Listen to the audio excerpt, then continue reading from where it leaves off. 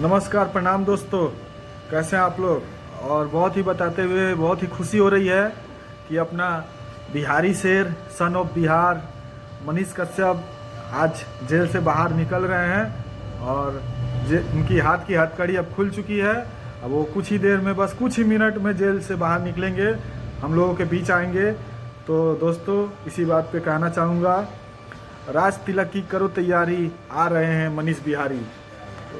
तो दोस्तों, आप लोग आज जश्न मनाइए क्योंकि मनीष भाई आज बाहर निकल रहे हैं। और जो लोग, ये नेता लोग जो झूठे केस में उनको फंसाए थे, जो आप लोग देख रहे हैं फोटो, इन लोगों के मुंह पे पूरा आज काली पोता गया है। और ये न्यायालय का उपकार है कि सच सच होता है और झूठ झूठ होता है।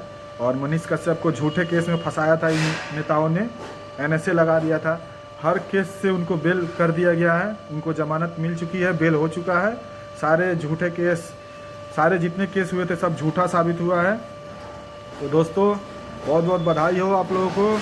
आज मनीष भैया, मनीष कश्यप आज जेल से बाहर निकल रहे हैं। तो राज तिलक की करो तैयारी, आ रहे हैं मनीष बिहारी।